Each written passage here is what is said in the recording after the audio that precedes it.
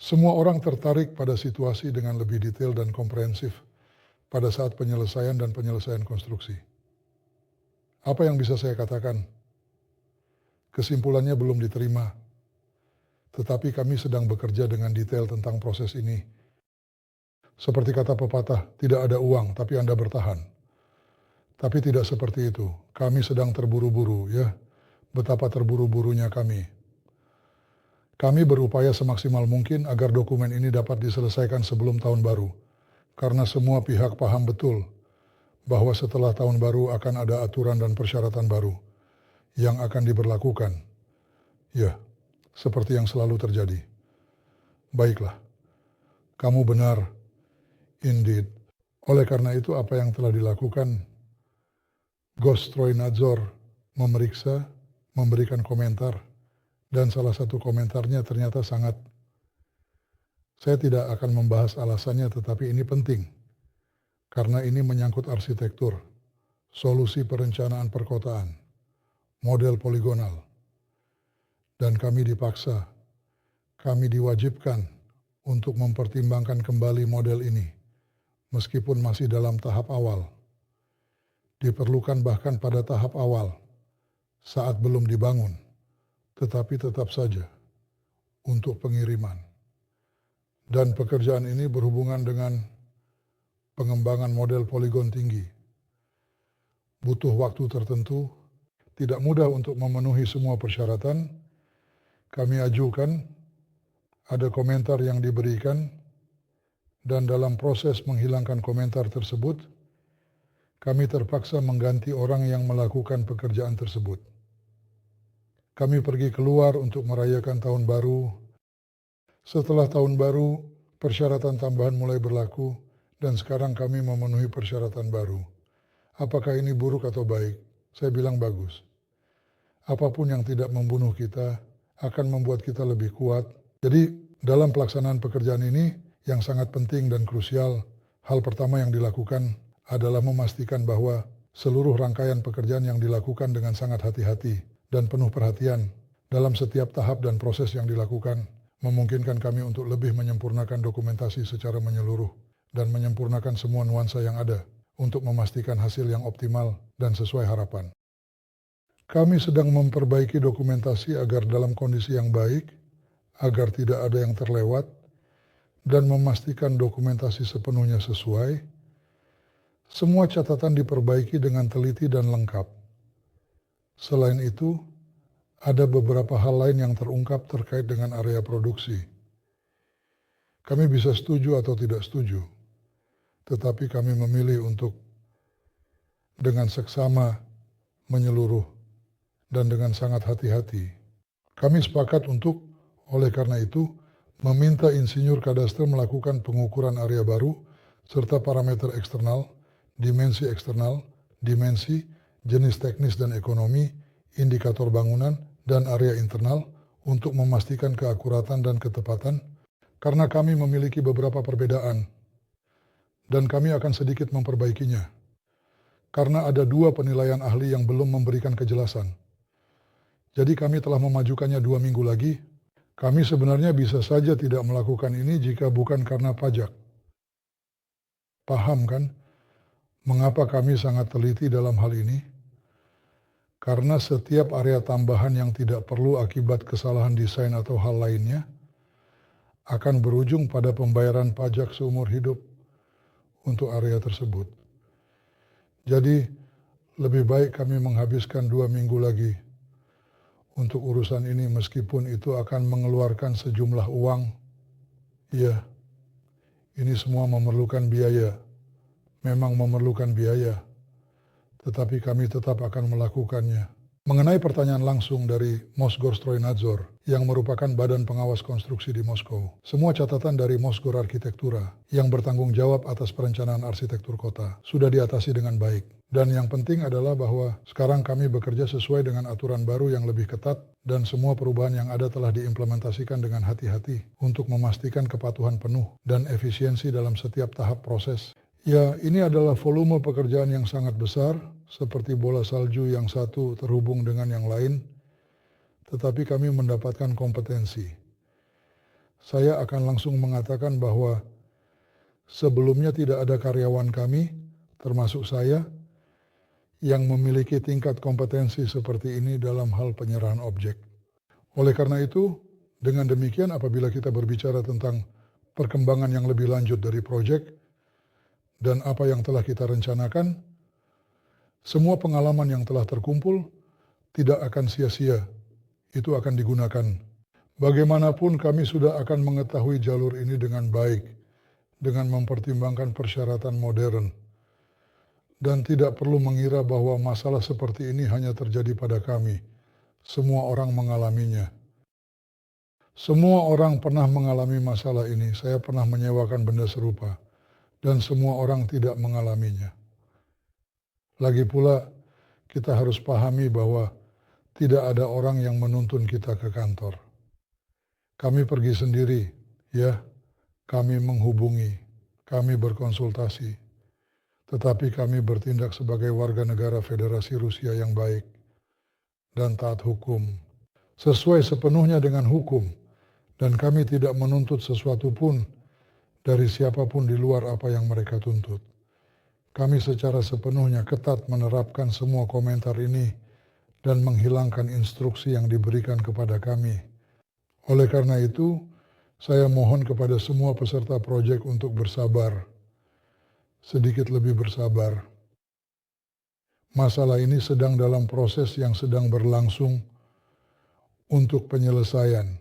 Jika kita berbicara tentang bagaimana keadaan dan persepsi mengenai penyelesaian konstruksi di akhir tahun lalu dan sekarang, itu berbeda, sama sekali berbeda, baik dalam hubungan karyawan, persepsi, maupun pemahaman tentang penyelesaian masalah. Kami tahu apa yang harus dilakukan, bagaimana melakukannya, dan kami melakukannya. Video menunjukkan kedatangan platform transportasi yang canggih dan modern dari Cina, negara yang terkenal dengan teknologi maju, dengan mesin stempel otomatis yang efisien untuk baja elektroteknik. Teman-teman, tahap dengan peralatan ini telah selesai terkait pengiriman untuk meningkatkan produktivitas dan kualitas produksi. Tahap ini berlangsung hampir 1 tahun, karena sebenarnya pada akhir tahun 2023, hampir semuanya sudah diselesaikan.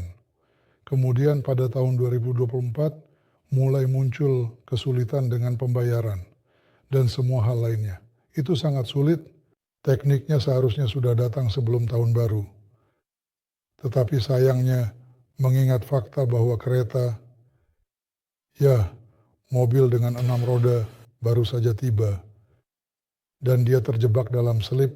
Kalian bisa lihat penampilannya saat datang dengan sangat jelas. Ya, kita harus segera membersihkan sekarang. Semuanya harus dibersihkan. Kita akan melakukannya, kita bisa mengatasinya. Tapi yang penting adalah bahwa ini ada di sini. Dan apa artinya? Saya sudah menulis di grup nomor 1. Ada sejumlah teknologi kritis untuk produksi massal produk. Secara khusus, ada mesin gerinda tangan, mesin jet, yang sangat penting untuk pekerjaan kami. Karena peralatan universal yang sudah ada dan beroperasi di area kami, memungkinkan kami untuk membuat prototipe mesin, mengembangkan teknologi, menyempurnakan desain, dan mengukur parameter listrik. Tapi biaya untuk ini, harga pokoknya, sangat serius. Karena jika kita memproses bagian hub propeller di mesin CNC, satu set tidak dikerjakan hanya dalam 1 jam. Dan ini adalah sesuatu yang harus dipertimbangkan dengan hati-hati. Karena biaya yang terlibat sangat signifikan. Jika kita hitung biaya 1 jam kerja mesin, yaitu kerja seseorang, maka biayanya sama dengan biaya 1 sayap pesawat terbang. Jika Anda melakukannya pada mesin di casting, pada aluminium, ya itu jauh lebih cepat. Jika kita memperhitungkan upah komponen, biaya tenaga kerja, biaya overhead, dan segala hal lainnya, maka kita dapat mengatakan bahwa biaya bagian hub adalah biaya material dikalikan 3 kali masa benda kerja. Sebagai contoh, dalam industri otomotif, perhitungan ini sering digunakan untuk memastikan bahwa semua biaya terkait telah diperhitungkan dengan tepat. 2 atau 3 itu hanya uang receh, tidak berarti apa-apa, tetapi harga produknya sangat berbeda. Oleh karena itu, teknologi ini memungkinkan Anda menghasilkan uang. Oleh karena itu, berbicara tentang produksi massal produk tanpa memiliki peralatan seperti mesin pengecoran tekanan termoplastik dan peralatan stamping adalah tidak masuk akal. Ya, kamu bisa membuat produk, tetapi siapa yang membutuhkannya dengan harga yang selangit? Jika pada tahap awal, ketika proyek dimulai, kita berbicara tentang pengembangan dan kemudian penjualan sesuai pesanan. Saat ini komponen utama untuk produksi massal seperti mesin gerinda tangan, mesin jet dan sebagainya sudah ada di lokasi. Pemasangan, peluncuran, pelatihan, dan satu komponen lagi, peralatan dan lain-lain. Dan ketika kamu menganalisis situasi dengan peralatan, kamu harus memahami dengan jelas bahwa kamu akan menjual barang ini. Karena biaya peralatan untuk memproduksi bagian-bagian seperti itu dengan cara yang sangat murah cukup besar sebanding dengan biaya peralatan. Dan itu hanya bisa dipesan jika kamu yakin bahwa produk tersebut akan terjual. Karena mengeluarkan 5 juta untuk cetakan produksi hub mesin, 3-5 juta, dengan waktu pembuatan 60 hari di Cina, itu adalah uang yang besar. Di sana lebih murah, jadi kamu harus memahami bahwa kamu akan menjual mesin-mesin ini. Apakah kita memahami ini? Apakah ada permintaan untuk itu? Percayalah, ada. Sebelum terlibat dalam biaya, tentu saja kami menganalisis pasar. Dengan cara apa? Berbagai cara, semua yang tersedia. Bahkan penelitian pasar juga menarik bagi kami. Ya, kami mendapatkan data, dan data yang ada menunjukkan bahwa quadcopter saat ini sangat diminati, tetapi ceruk ini kosong, hampir tidak ada penawaran. Dalam waktu terakhir, kalian sudah melihat, kami telah mendemonstrasikan, para ahli kami telah membuat papan dasar untuk pengontrol, elemen pengontrol juga sudah dibuat.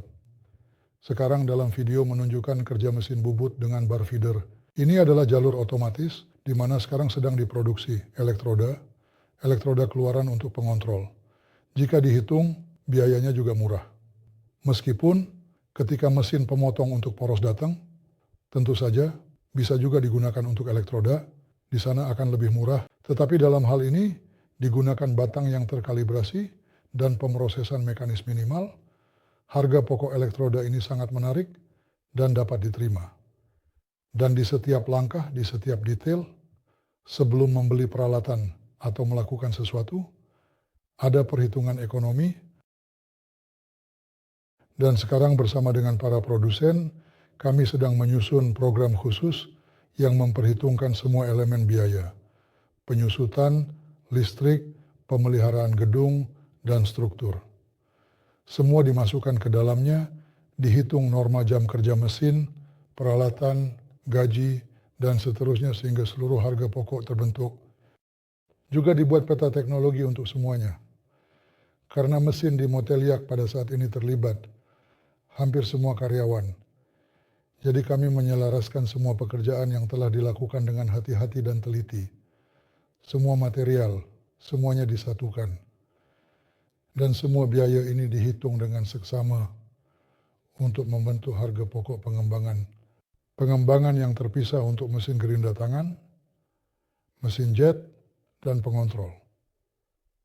Dan kami membentuk bagian biaya yang sudah kami keluarkan untuk menciptakan pengembangan ini. Kami sudah mulai memahami berapa biaya semua ini. Kenapa ini dilakukan? Ini dilakukan karena setiap pengembangan memiliki harga. Jika kita menjualnya, itu satu opsi saja. Opsi kedua, jika kita memproduksi untuk diri kita sendiri. Jika kita memproduksi untuk diri kita sendiri, maka pengembangan akan teramortisasi. Dan sesuai dengan amortisasi pengembangan ini, kita mengurangi basis pajak yang dikenakan pajak penghasilan, yang sangat menguntungkan bagi para investor. Tapi intinya adalah kita harus menghasilkan uang. Ya, masih banyak yang harus kita lakukan dengan drone kita, yang super berat, termasuk legalisasi dan sertifikasinya. Tetapi itu akan menjadi pekerjaan yang sangat berbeda, karena mereka akan memiliki kelas yang berbeda, mereka akan ditujukan untuk pertanian, untuk perusahaan transportasi, untuk kelompok minoritas dan lain-lain, dan masing-masing akan memiliki keunikan dalam desainnya. Yang terpenting adalah penggerak, penggerak, dan penggerak. Dan kalian melihat bagaimana Moteliak dan apa sekarang dibuat. Di chat sudah membagikan, kalian melihat ada penyusutan diterapkan. Kenapa? Kami sudah mencoba semua ini, kami memukulnya, sangat keras memukulnya. Di sana sayapnya melengkung, baling-balingnya terbang. Ini adalah pekerjaan yang keras, sangat keras dengan semua ini. Dan berdasarkan pengalaman ini, kami sampai pada kesimpulan bahwa tidak mungkin membuatnya menggunakan skema yang sama seperti yang standar. Karena Baba Yaga ada kapasitas beban 30 kg. Ini bukan untuk ini. Sama sekali bukan untuk perangkat ini. Untuk itu, sudah diperlukan persyaratan yang sama sekali berbeda. Pendekatan yang berbeda. Roda tidak bisa dipasang seperti pada Mi 8 atau K52. Karena di sini sudah diperlukan pendekatan yang berbeda. Dan pendekatan ini sedang dikembangkan, dibentuk. Bahkan, apa yang sekarang kami letakkan sepenuhnya di konsol, termasuk baterai, adalah hasil dari pengujian. Karena ketika kami memindahkan semuanya ke periferal, kami tidak perlu membuat rangka yang begitu kaku. Rangka hanya diperlukan, terutama untuk muatan berguna. Jika berbicara tentang beban benturan, ketika ia mendarat seperti ini, itu juga sudah dipindahkan, diserap langsung di bawah ini. Ini adalah konsep seperti itu.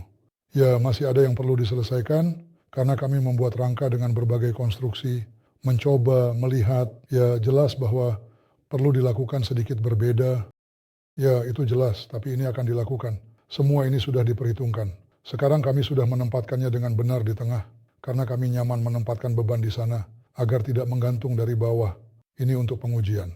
Selanjutnya, semuanya akan menjadi langsung, sudah terlihat di foto, di mana akan ada suspensi, di mana suspensi mungkin berbagai muatan dengan berbagai komposisi. Semua ini sekarang dalam tahap pengerjaan. Tapi yang paling penting, rekan-rekan, adalah produksi massal mesin listrik, produksi massal pengontrol, dan penerbangan, tidak termasuk mesin gerinda tangan dan semua itu.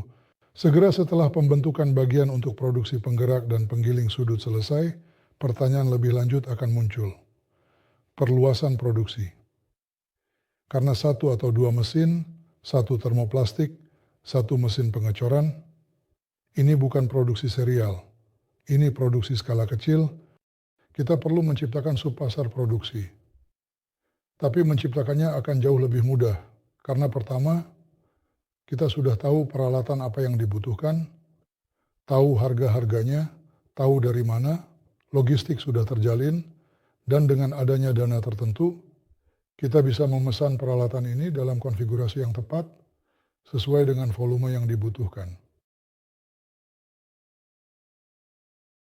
Kedua, dengan alat ukur ini yang akan dibuat, perusahaan Sovelmas bisa menjadi pendiri di perusahaan baru, Spetsovmas, demi kepentingan semua investor.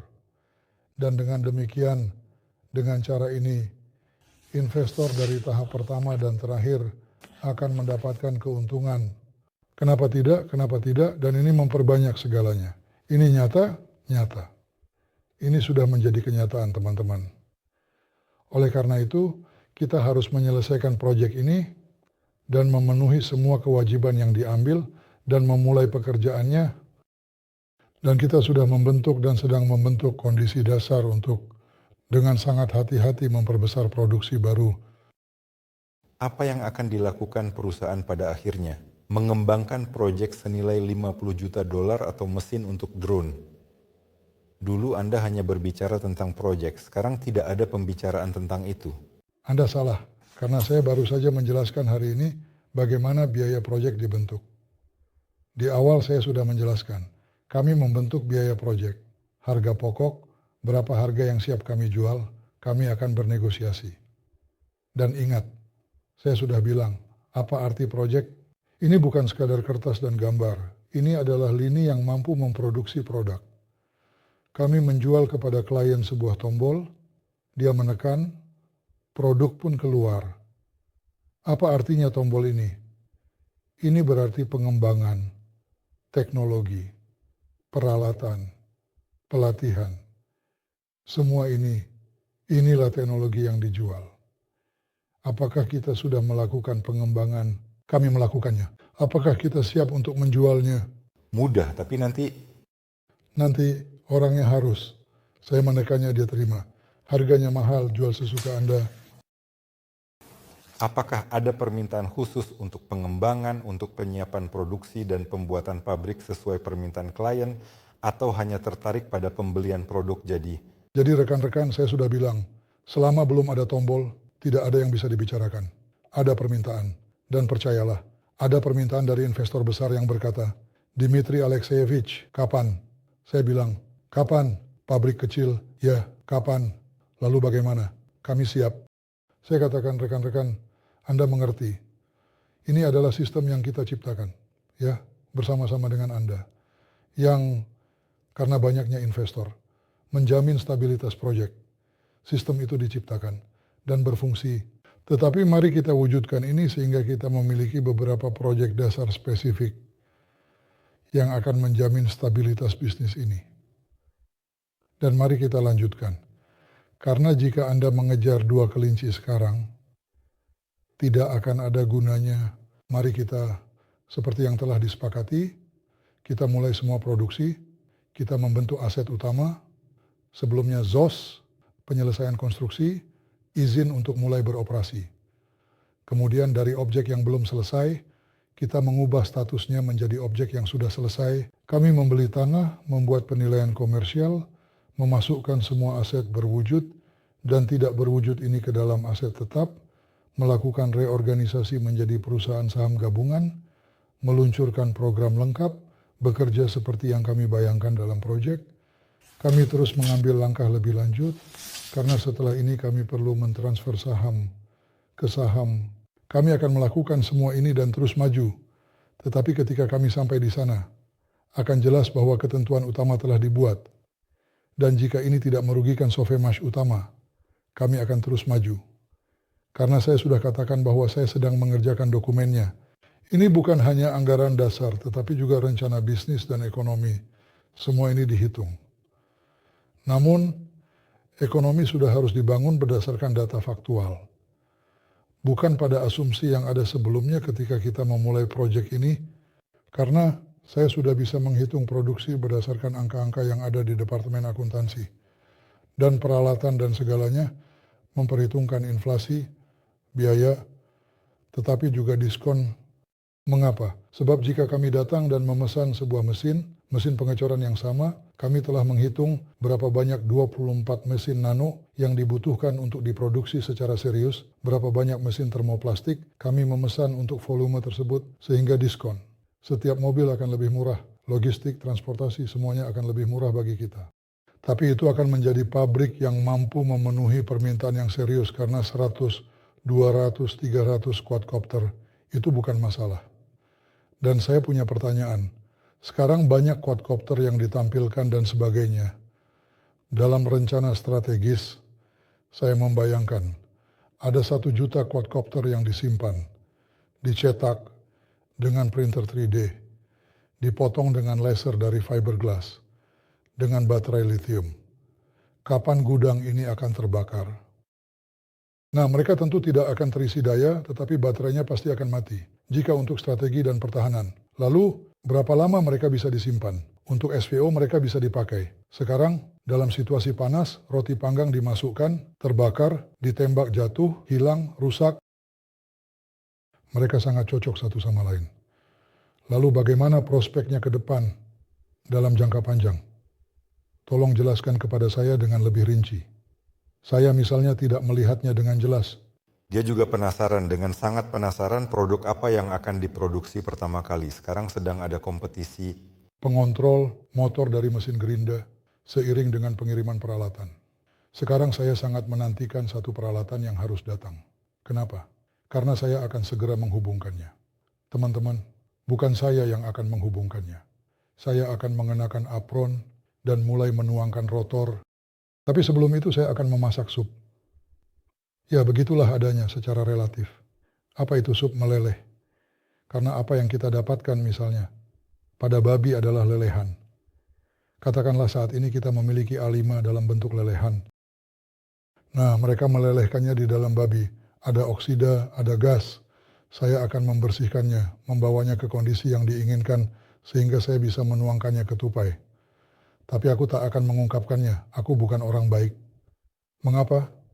Karena kami membeli peralatan khusus untuk memeriksa komposisi kimia dari bahan yang masuk, untuk menentukan jenis baja, menentukan jenis tembaga, menentukan jenis aluminium. Jadi sampel akan dicetak dan diperiksa dengan hati-hati. Sekali lagi, kita menuangkan. Sebelumnya, semua ini dilakukan secara acak karena kalian tahu bagaimana bahan dikirim. Jadi selain produk, perhatian besar diberikan pada kontrol masuk. Selain itu, kami sekarang sedang membentuk bagian dari Departemen Kontrol Teknis. Begitu, dengan semua kaliber, penyumbat, sepenuhnya, profilometer, semua yang memungkinkan untuk melakukan kontrol, bahkan proses teknologi seperti ini.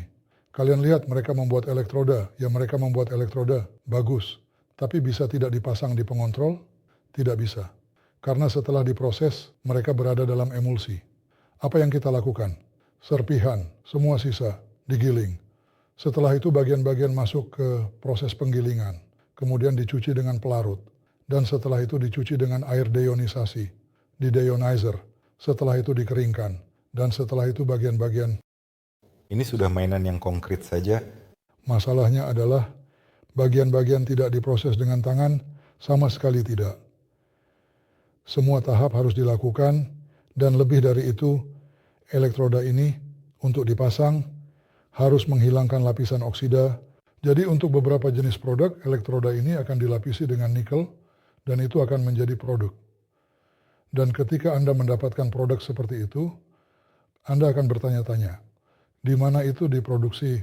Dan di sana di situ akan tertulis Sovel Mesh.